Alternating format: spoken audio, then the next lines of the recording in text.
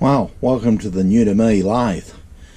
This is a cleanup video of how things are going. This is the cross slide and I've had it off the lathe and it's cleaned up beautifully. I'm really happy. Took the Scotch-Brite to it, a coarsish one, and cleaned it up.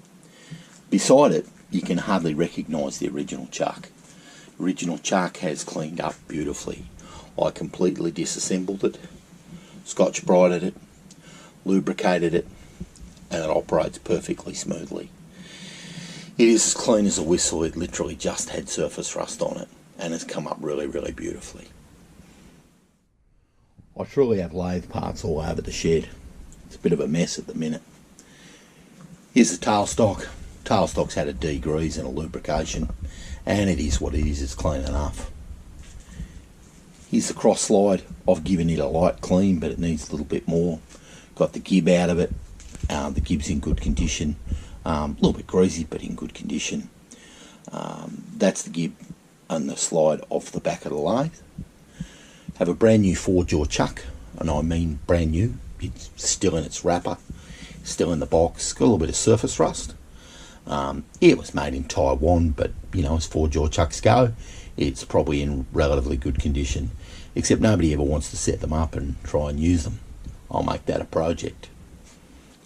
Here's the faceplate off the lathe. It has been used. Somebody has put a piece of wood in the centre. Not sure whether they machined wood or what they did with it, but it has been used. It's still in very good condition and I haven't cleaned it at all. Lathe steady next to it, haven't even degreased it. It's still got my dirty paw prints all over it, and we'll get to cleaning that up. Behind it you can see I'm a bagger and a tagger. I've disassembled a lot of the lathe and I have stuff in plastic bags and I try and clearly label them so I can get it back together. Here's the top slide of the lathe. Still got a boring bar in it. This is the condition that pretty much everything was in. But I'm very confident that this is going to scrub up really well with some Scotch-Brite and WD-40 as a lubricant. This is still in good condition. The lathe itself is a good buy, assuming I can fix the things that are wrong with it. Just going to make a bit of noise and turn this around. And you can see that this side's slightly cleaner. It's a nice heavy duty lathe for me, as the one I have is lightweight. Alright, here's the apron off the front of the lathe, and this is where the problems were. This is what was wrong with the lathe. It took a little bit of a fight to get this off, but it was worth it. Ever so pleased.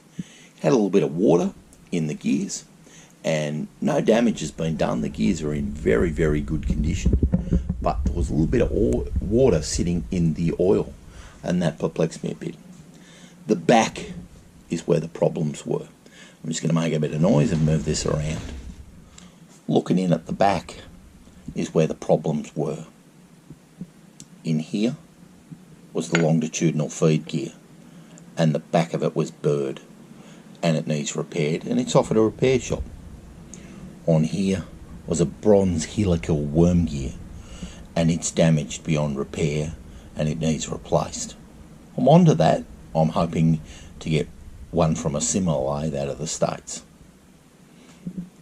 Up the top here was the cause of all the problems, was where there was a small broken piece that stopped the half nut being accidentally engaged while you're feeding. That's where everything got damaged and broken, when somebody's accidentally engaged the half nut. More about the lathe in the coming weeks. Hopefully everything's going to get repaired and we'll get a decent lathe out of this at a reasonable price. Thanks for joining the shed. Have a great week.